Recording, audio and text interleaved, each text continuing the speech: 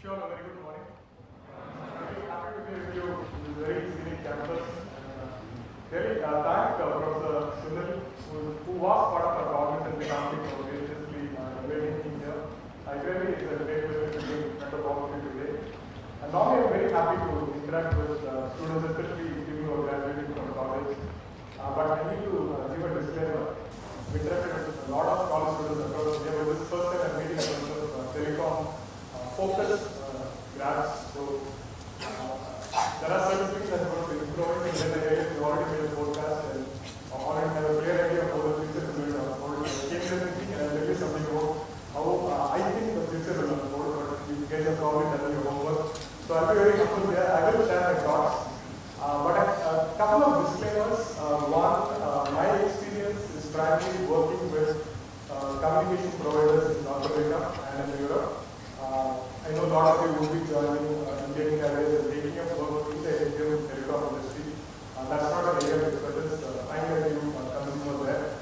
And another disclaimer, while I have 20 years of extensive IT experience, my experience in telecom is similar to yours. I think you maybe have 1 or 2 years understanding telecom and also this is a couple of years in this particular industry.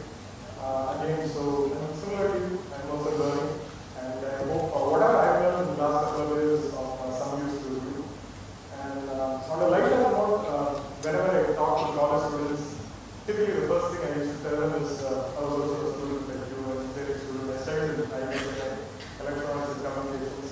That line always used to work, create some sympathy and bonding. Last year, I realized a new pattern. When I graduated, a lot of them stood up. Immediately they say, with a gleeful face, sir, I was born after you graduated. So I'm here, might as well be born around the time I was in college or this time when I graduated.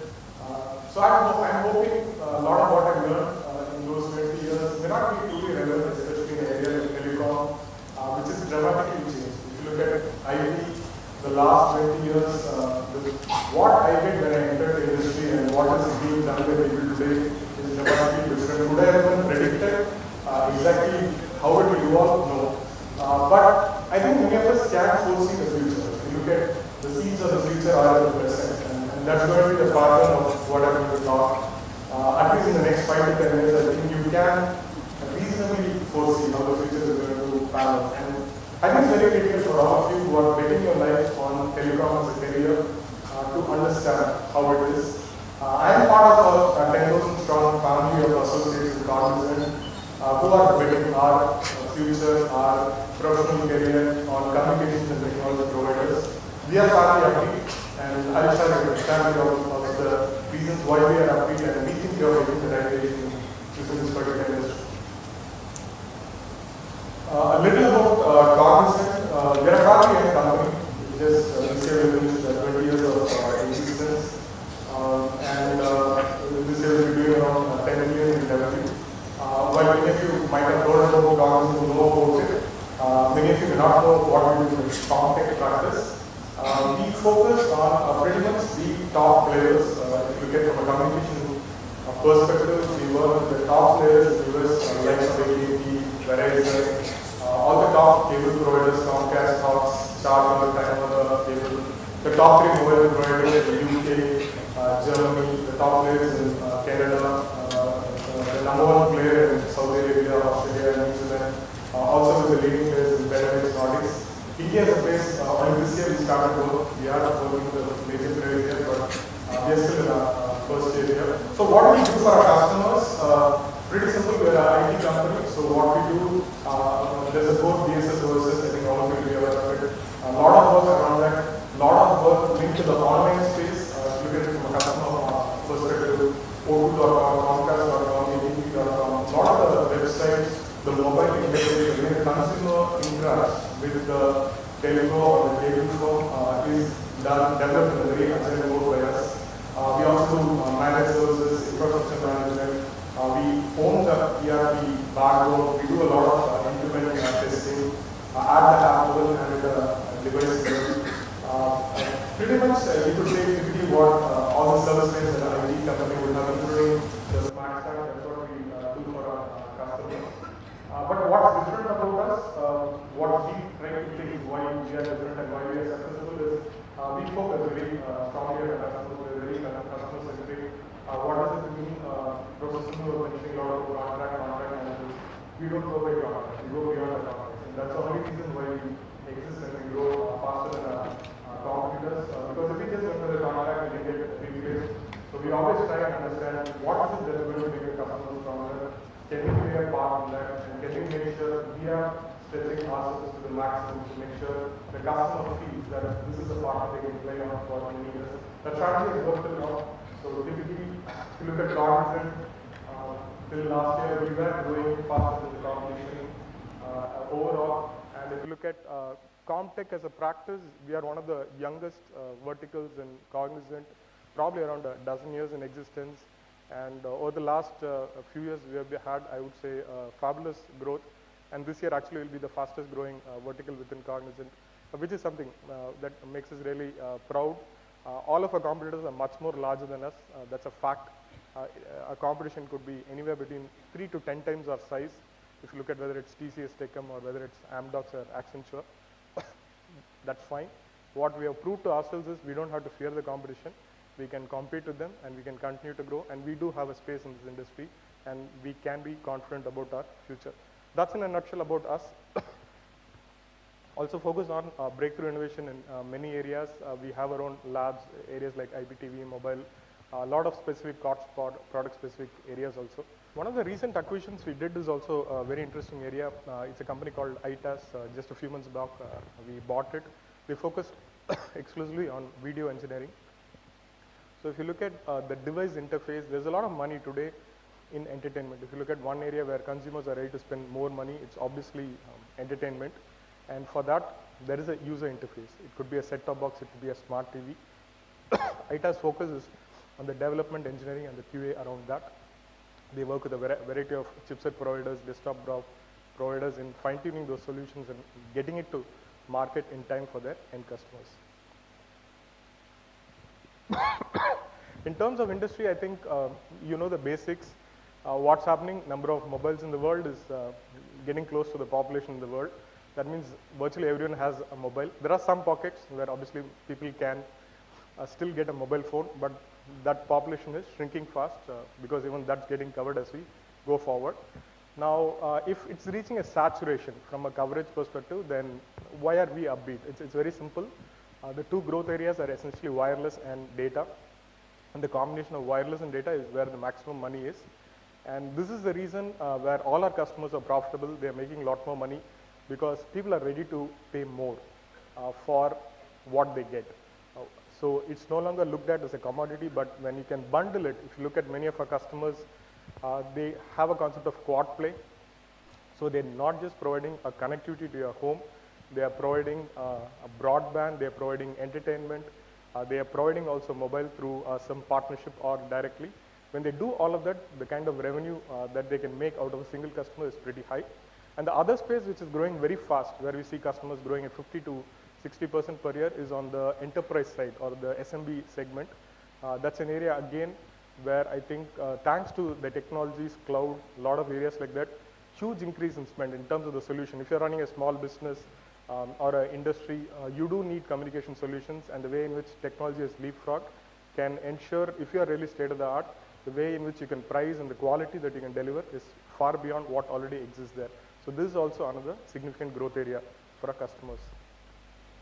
So if you look at the top 10 CSPs there, except NTT in Japan, China Mobile, and SoftBank, which is again in Japan, we work with all of the other 7 in the top 10. So China and Japan is the only areas where we are not present now. It's a large marketplace, but for the moment we have left it out.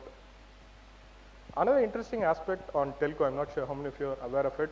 Typically a CIO in any industry stays in his job for around 4 to 5 years. Can you guess how long the person stays in a telco company? What's the average tenure of a CIO? Yes? 2 years? Yeah, someone said that, that's right. So average tenure of a CIO in a telco is much shorter. So there is a strong pressure to deliver fast. So it's unlike life insurance or other areas where policy systems exist for decades. here cycle times are short. Cycle times in terms of taking a product to the customer has to be very fast, and even the system life cycle actually could be just a few years. So the focus is not really on a lot of maintenance spend in keeping systems alive for decades, but more in terms of gearing up and getting the right systems out there, which can really help the telco grow its top line and improve bottom line as fast as possible. So this is where, if you're really cutting edge in terms of IT capabilities, there's a lot of money to be made. And all of you would be aware that IT spend in telco is double of other verticals. Why? Obviously, it's very high volumes, very high speed, a lot of quality at stake. So readiness to spend money is never an issue as far as telco is concerned. It's just that the patterns in spend vary. There are years in which they would be borrowing significantly to upgrade their network. If they're going from 3G to 4G, a lot of capital spend would be happening. So based on their borrowing, their interest payments, they could fluctuate, and they may expect IT to be very nimble also in ramping up, ramping down as and when required. So it's a very different dynamic marketplace from IT perspective, not very predictable like other industries, but a lot of opportunities out there, and definitely there's a lot of money for a lot of people to build careers. If you look at what our customers are investing today on, there are some broad trends. A lot of big ticket acquisitions happening. If you look at it, Comcast buying Time Warner Cable, which will become a mega cable company in US. AT&T buying DirecTV. Again, all four of these names are our customers. Why is AT&T buying DirecTV? Very simple reason. DirecTV has exclusive Sunday NFL rights. That's the sole reason they are actually betting on DirecTV and paying billions for it, because that's exclusive content. And people in US love NFL, and that's where they spend a lot of time on Sunday evenings. And if they catch it, they catch the customer. So the way in which telcos are buying customers is really gone into a very different level. It's no longer giving a free coffee, freebie for a few dollars here, but they're trying to understand where the customer is really going to be sticky, and betting billions of dollars and making sure the customer stays with them by using the right connections and networks. That's why you'd see a lot of telcos also aggressively buying media companies, because they know a lot of us have stickiness to certain channels, to certain programming, to certain news. And if they catch you there, they can buy your loyalty. Again, very different context. So you can no longer think of comms providers as standalone comms providers. Many of them have significant investments on the media side, and also significant investments on the technology side, and also partnerships with technology players. For example, Comcast has a partnership with Netflix to give a quality of service assurance, to make sure Netflix is one of the fastest growing companies in US. If you look at it, the amount of money they make in streaming video, whatever you want to see, is huge.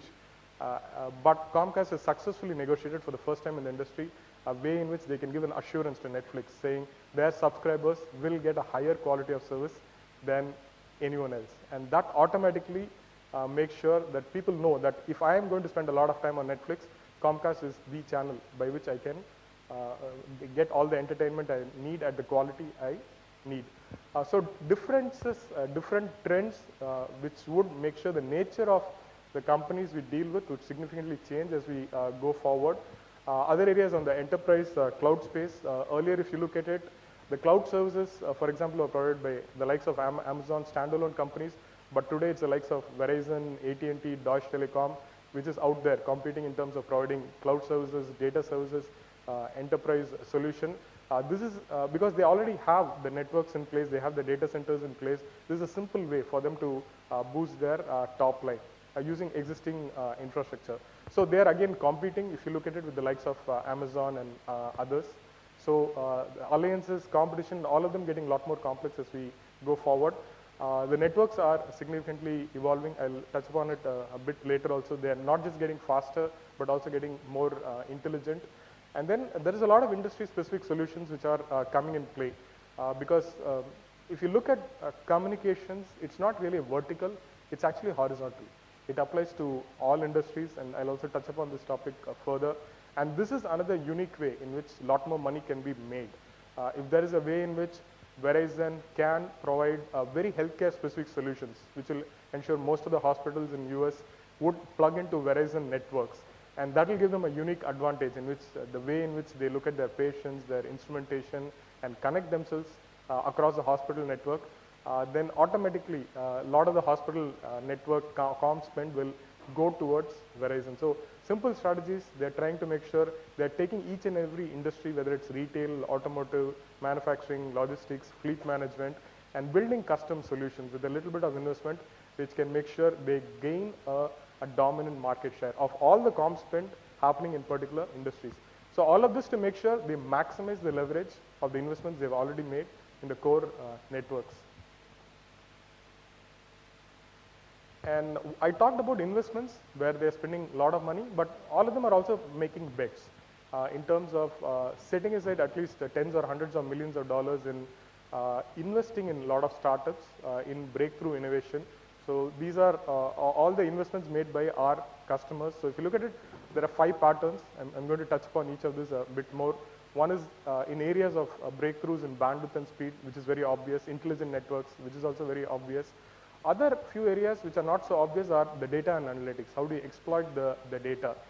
Today you think Google knows you well because it knows your IP, everything you do from that IP.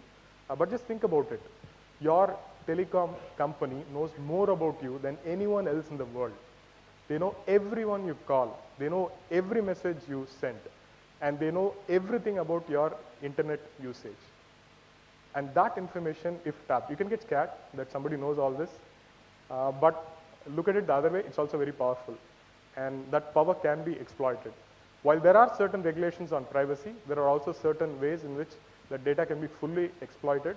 And many of them are aggressively looking at using the data to improve cross-sell and upsell of services. Because the big money that's coming for Google is in ads, look closely. And there's nothing that fundamentally stops from telcos also making a lot more money in injecting ads. Simple example, Comcast provides a Wi-Fi network throughout many parts of US. The strategy is very simple. If you're a Comcast customer, they give you a box. It has 2 sets of independent antennas and Wi-Fi networks, one for your private consumption, other for public consumption. Anyone can tap into the public consumption. Your friend comes, neighbor comes, anyone walking down the road can tap into it. What does it give them? It gives them a unique stickiness so that people don't have to pay for additional data bandwidth, but wherever they are, where there is a Comcast Wi-Fi customer, they can tap into their Wi-Fi free. But they also do targeted ads. They know you're there, and if you're using their Wi-Fi, they will push targeted ads to you. So many ways in which people can monetize and improve stickiness and make sure they are leveraging your consumer potential, which is what they're all trying to do. So that's on the data analytics and the platform side. And then the mobility and the connected world, Professor Patil talked about it. I'll also talk about a couple of use cases there. You would see the world in which we live will significantly change. I think all of you would see that from the time you graduated in school to today, a lot of things have changed. Online retail is big time in India today. Most of us don't go to a shop. If you want to buy something, we order it in Flipkart or some other site. That's just a start. Just think about 5-10 years from now, it's going to be dramatically different. Already people are buying a lot from their mobile. And your mobile provider can actually help you in that and play a part in that. So on bandwidth and speed, I think I have 20 minutes allocated, right? How much time I have left? You're not worried? Okay. You just look at the big box on the side. It's very simple. Look at that red dot. There's a panel discussion on 4G. If you think that red dot is the amount of data that can be downloaded in 1 minute in 4G, the blue box represents 5G. Huawei is one of our key customers. We do a lot of work for them. Whenever I meet their executives, they're very gung-ho, talk about the latest breakthroughs I've made in 5G, how they're very confident it's going to significantly increase their grip. Today, if you look at Huawei, they are really giving a big and very tough competitors to everyone else in the network equipment side. And they're not just looking at being more inexpensive and winning deals, but also trying to be leading edge. And 5G is one place. Whoever is going to dominate the 5G space can significantly be a bigger player in the world that's going to come 5 to 10 years down the line. It may take a little bit more time in India. But what does 5G mean, correct? So we are still not into 4G in India, and here suddenly somebody is talking of 5G. What does it mean? It can significantly change the way the uses of communication. And I'll just give a couple of examples. A simple example, I think all of you know our Prime Minister used holography, holograms in this campaign very successfully, reaching out to thousands of different sites and I guess millions of potential voters. Now this technology was of course recorded and it was very statically done. Imagine it was live interactive. You might think this is like Star Trek somewhere in the future, but this is very much feasible. In 5G technology, this is very much feasible. Today in Cognizant, we use Cisco telepresence. What it means is all of us can talk to anyone, any of our colleagues anywhere in the world. We just need to go into a room or cabins where we have certain equipment. And it will be as if we are talking to someone else who's sitting right there next to us. That has significantly reduced our travel costs, also improved our productivity because we can do that. But there is a constraint. There has to be very high bandwidth and high quality connectivity and the equipment has to be in place. Next week, I'm going to meet a very senior customer executive in a part of Delhi, in potentially a hotel where our office is not there, infrastructure is not there. So obviously, I'll want a solution where I will be able to do it. And if I have quality of service, that can happen very seamlessly. Now coming to intelligent networks, I already touched upon this. I said the network knows you now. So just keep that in mind. So if you look at our purchase behavior, many of us spend money on impulse buying, correct? We go to a shopping mall. It's not that we really go with a list and say, this is the only thing I will buy and walk out of the place. Very few in the audience, I think, will have that discipline, correct? Many of us, we go, we see things, there is impulse. We have a bit of cash, we are doing well in life. Let's spend some money, right? And pick up something whether we need or not. Now imagine you're watching a game show, a movie, you like a dress, you like a shoe, click a button, it comes to your house.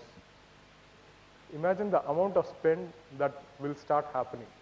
You have the money and you want to save time. You don't want to take your vehicle, go to some shopping mall, check whether it's available or not, come back, or go into an online site, keep searching for that pattern. If it's all there, just at a click of a button, the amount of money that can be spent significantly increases. And this is a very simple use case, which is very feasible, which is already happening. If you look at some of the providers in US, they already have features by which there is event-based customization of the IPTV user interface. So they will help cross-sell, help you understand more information on certain things, help you do certain things. So again, very simple techniques which can revolutionize retail as we know it. We may not even need to go to a shop, but the way in which we see something, we like it, we should be able to get it in our hands in a jiffy. And networks also are getting more complex. If you look at it, there is 3G, Wi-Fi, 4G, LAN, so many different components, right? And today, it is still a bit cumbersome how you as a consumer switch across all of that. Imagine the network knows you better, network knows what's out there, and it handles it better for you. And this is also possible, and this is something that will happen as we go forward. So quality of service, I was telling you the scenario. Next week I'm meeting a senior customer. I want to have a telepresence facility. I may be going with a couple of colleagues to meet the person in let's say Delhi, in some place on the suburbs. But then there may be other experts from the rest of the world I need to connect. Now, if there is a way in which there's a provider who can say, I can guarantee the quality of service. I won't even mind paying 10,000 bucks for a couple of hours to get that quality of service available where I want it. And people will be ready to pay for those particular use cases where the quality is out there and it's required. And these are things you would see become more prevalent as people realize the constraints of the office itself have to disappear. Today, one of the most, actually I heard this is a residential campus, all of you get to stay very close to your classrooms. Amazing, you're in heaven. You should feel very happy about it. Many of us who are out there working in cities spend a lot of our time commuting.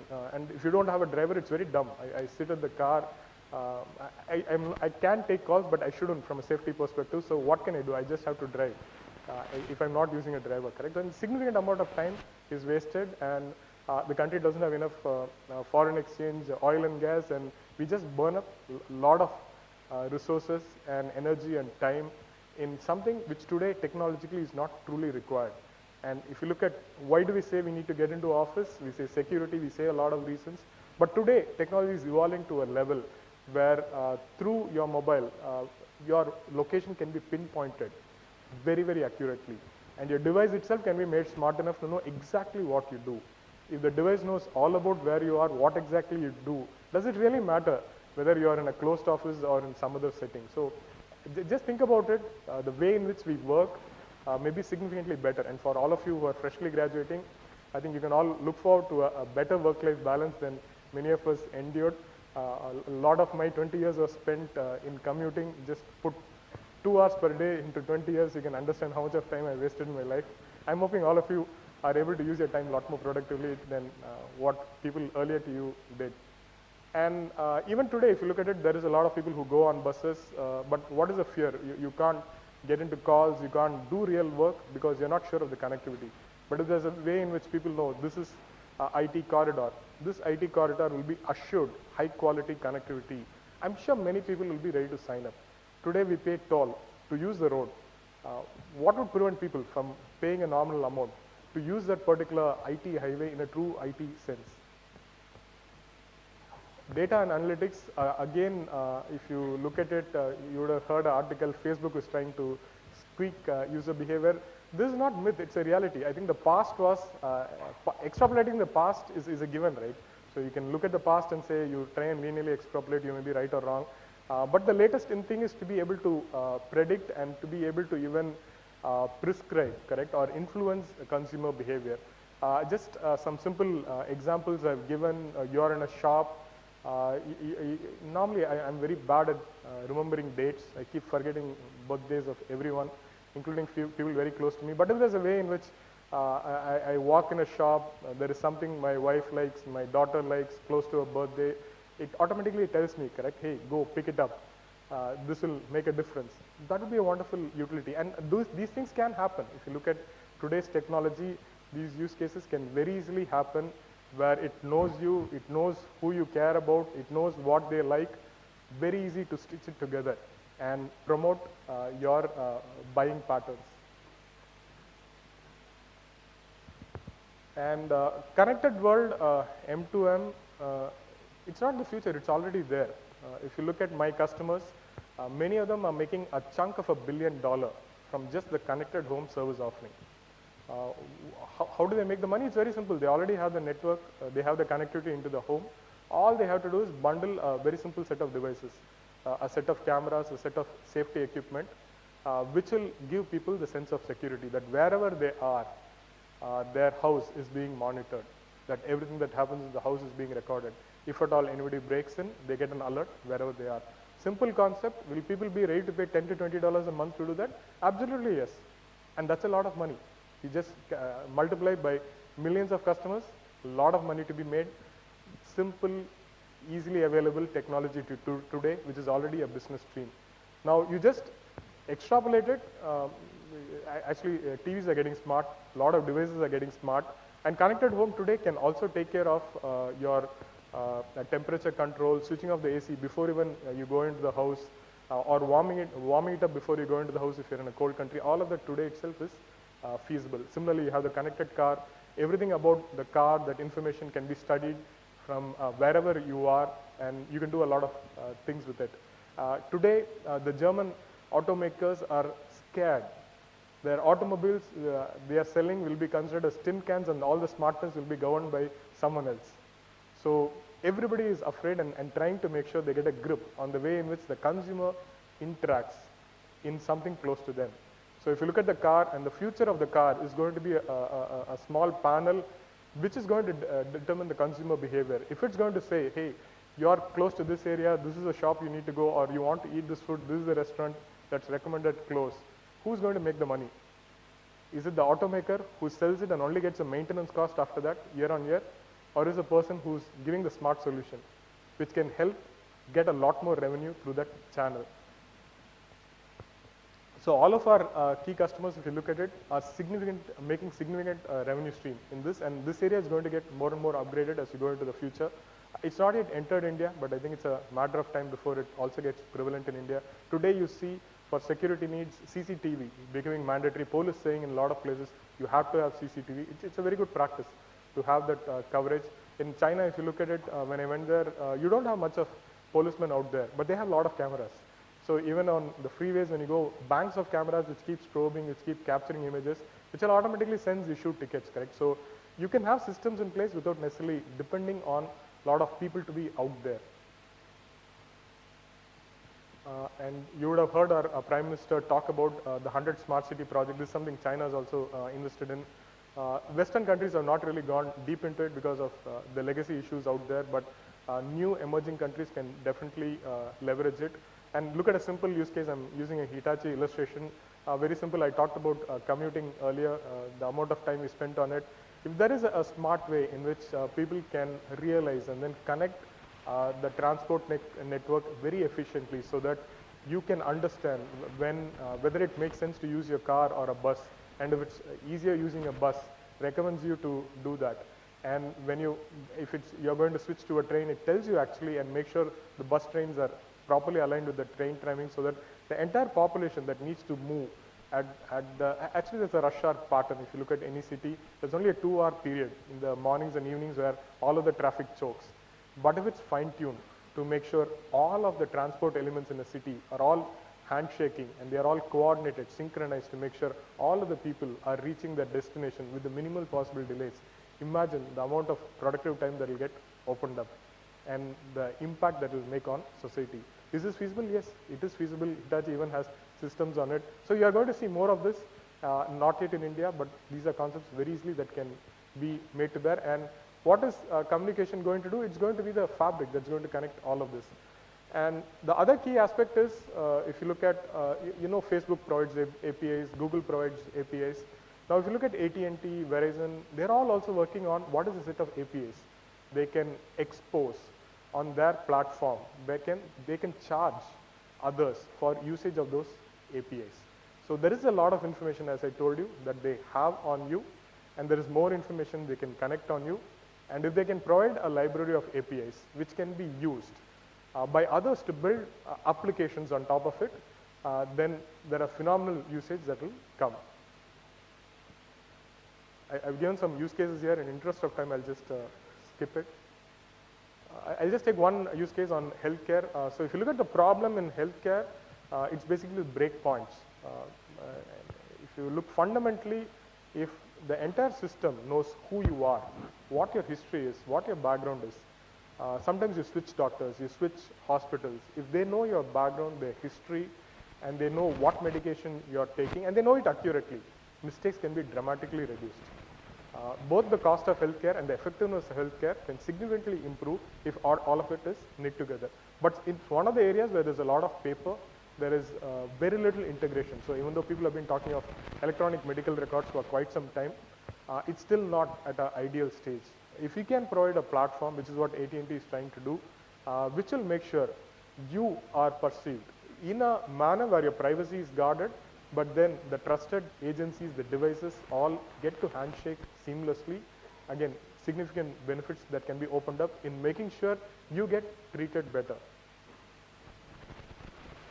So just to summarize, communications is today the fabric that connects our society. There is no industry out there which is not going to rely on communications. Earlier, if you look at a decade back or two, we would have said IT is going to be critical in all industries.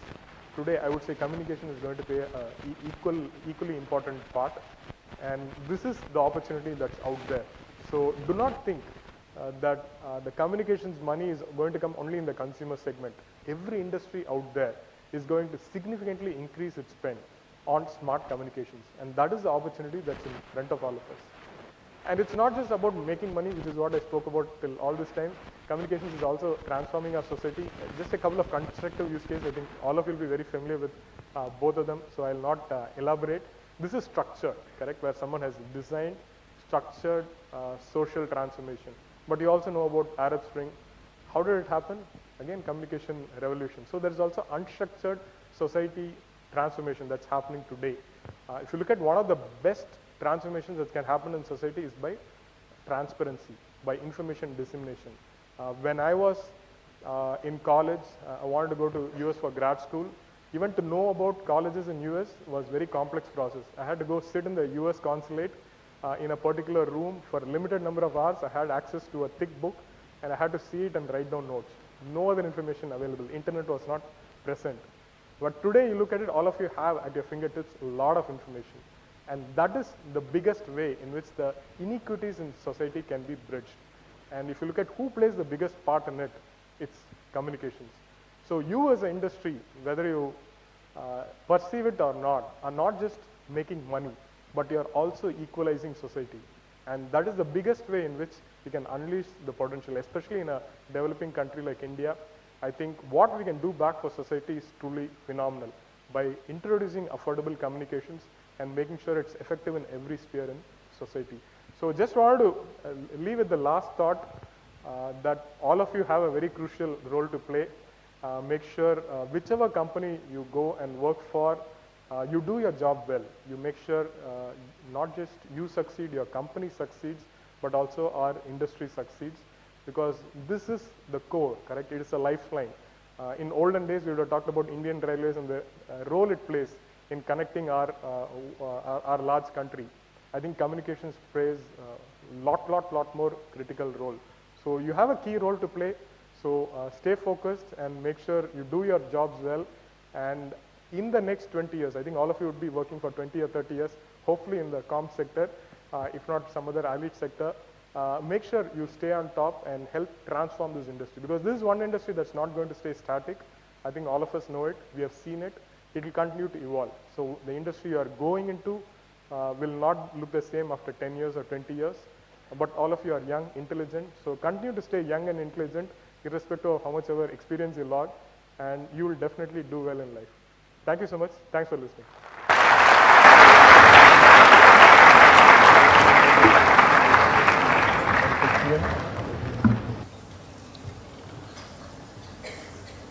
Hello. Good morning, sir. My name is Saurabh, SITM second year. So like you said that people are making money out of M2M solutions provided across the world. But sir, I think the ecosystem is still evolving. The business models are not yet that much clear. So how do you see the potential? Like there are so many value chain players like operators, there is device manufacturer, IT solution provider. How do you see the potential of an IT company like Cognizant and all that how much they are expecting the revenue sharing out of providing M2M solutions? I think there are 2 or 3 parts to it. The one part, which is already there, is very simple. M2M at a nutshell is 2 SIM cards starting each other. It's just that it's not in a mobile device. It could be in an auto, it could be in an industrial system. So that is a commodity play which is already there and which is already handled by the PSS voice systems today, which are funded. Right? So that basic plumbing revenue is already there. Now, how much you make more out of it is going to be based on the role you play, correct? So, don't quote me on this. There is a Chinese telecom equipment manufacturer which makes an M2M chipset which is embedded in Mercedes-Benz. But Germany may not want to source from China, so they need to integrate it. So, there will be 2 or 3 players here who are part of that business cycle here. Now, what is the value everyone contributes is going to be related to the money you're going to make. Now, obviously, the automaker will want to control it, correct? Because they will not allow anyone into their environment if they are not going to make the maximum money out of it, right? Unlike a Microsoft, which, unlike IBM, which allowed Microsoft to take the DOS rights and then go off with the Windows software, that's going to be very tough to replicate, where somebody is going to give their platform ecosystem and say, you make money while I watch. But if you have proprietary platforms, if you have proprietary knowledge, there is a lot of revenue out there. I can give some example, right? We recently closed an acquisition called Triceto. That is in the healthcare space. So they have hosted solutions, not necessarily M2M paradigm, but hosted solutions which are very custom from a healthcare claims exchange perspective. So they charge per life covered, correct? A fee. And there is a new revenue stream you can establish. So you can, for example, we have order management as a solution, correct? For where we can charge per device sold, right? So we as an IT player can make money by delivering platforms in a nutshell, correct? So we have platforms for mobile, we have platforms for different areas. And even in the M2M space, there are a lot of platform providers who have unique solutions where they can make money for the platform they provide and hence get into that particular space. So typically the IT provider will be coming from a platform, software platform revenue perspective. And it will be a part of the revenue. That's what you can gun for. Thank you, sir. Hi, Bala. This is Niladri. Hi, I work for Ericsson in Dubai. I kind of head the operational consulting and pre-sales practice there. You spoke about quite a few interesting facts, especially about industry being transformed and the way things are going to change in the next 5 years. And yes, there is definite money that is supposed to be made by both the IT system integrators like Cognizant, IBM, TCS. But now all the operators are talking of transformation, whether it is a business transformation, whether it's operational transformation, or in a nutshell, IT transformation. And we all understand how loosely in the industry the transformation word is being used. How do you foresee, because you're a new practice, like with players like Ericsson and Huawei also in the picture, it's very hard for the operator, and I'm asking purely from the operator perspective, to differentiate an IT offering, or let's say an IT transformation offering, and what is Cognizant or CTS is doing in order to differentiate themselves from the competition. Because when we go and sell services, especially for large transformation-based projects, which are not essentially managed services transformation, and you know where I'm coming from, it's very difficult for the operator to understand the difference. And this is going to be a major, major challenge for the operator with so much of 4G and 5G services being introduced in the next 5-6 years. It's a tricky question, right? So you're asking how Ericsson, Nokia stacks up with Cognizant, right? I have to be a bit diplomatic here, correct? Because I have people from Nokia and Ericsson sitting in front of me. Obviously, you guys have intellectual property, right, which is yours, correct? Which is the core product, the license revenue, right, which is always going to be yours. And anytime there's a transformation, the customer is looking at what is the best new target platform to move into, correct? And if you are chosen, that money is yours. I don't think we can ever come into that space at all, because we are not creating BSS, OSS solutions to compete with you. But there is a services revenue, there is a consulting revenue, there is an integration revenue, there is a QA revenue, all of which we can have a play in. So there is a certain surround strategy we have typically. So if you look at where we make money and where Ericsson and Nokia would be making money, your money would be in core BSS, OSS. But for us, a lot of the money, if you go deeper and look into it, would be in the surround, because that's one aspect, okay? I think, can you hear me? Yeah. I think you're right, but I think the major differentiator for all of us is going to be actually the differentiating in the consulting layer, and Correct. how you are going to transform enterprise architecture altogether, because Correct. all of this is going to be supported by some kind of a back-end architecture. And if we go and blow out trumpets and say that we do managed services at most cost-effective way, that's not a differentiator anymore for Correct. the operator. What the operator is really looking at, and based on even Middle East as a market, predominantly if you look at STC or Etisalat, for example, who are the largest providers there, they're specifically looking for service differentiation with regards to consulting more than anything else. Absolutely. I agree totally. So we have a common customer also where we are competing with. So you're absolutely right. So it boils down to consulting and architecture skills. So if you look at the in-demand skill, there is consulting, enterprise architecture. Again, those are skills which take time to groom, right? So since the audience here is more of people who are just graduating, that definitely is a very viable career path. But it takes 10 to 20 years of experience to be able to be an enterprise architect or be able to be a transformation consultant. And the other trick in that particular area is by the time you get into the 10 or 20 year space, things may also change. So that's why the number of successful enterprise architects and transformation consultants would be a limited number of people, because one is you need to have that experience and exposure in dealing with multiple transformations, componenting it, abstracting it, and be able to look forward and guide customers into new transformations, which also means there are product evolutions that are happening and customer needs also that are evolving. So we do have a concept of a reference architecture and a dedicated consulting team whose only focus is understanding what is best of breed solutions. But again, the trick in best of breed solutions is sometimes the customer has already invested a lot of money in a certain family of products. It's going to be extremely tough to say you spend a lot of money just for best of breed. What is the ROI on that, correct? So there is a greenfield implementation where you could take a certain approach, and then there could also be a kind of a gradual transformation where you may say that I'm only going to focus on billing transformation, or I'm going to focus on only some point areas, right, where there is a lot of pain. The reason I'm saying this is the CEO tenure in telecom is only 2 years, as I said. So they really don't have the patience to say that, hey, I will listen to this wise guy who's seen it all and who will tell me how the entire future can be better, but if it's going to take 5 years, no one has the patience to wait, right? So they're all looking to how can they make a difference to their market in a year or two. And that's the biggest challenge, the time to market. It's not that there are not good solutions available or people cannot give a better target visualization. In telecom, if you ask me, the biggest challenge is speed, because it's all about speed, how fast you can get things done, because you are competing. Even though there is a parochialism in telecom, if you look at every country, thanks to regulation, we'll have 2 or 3 top operators, right?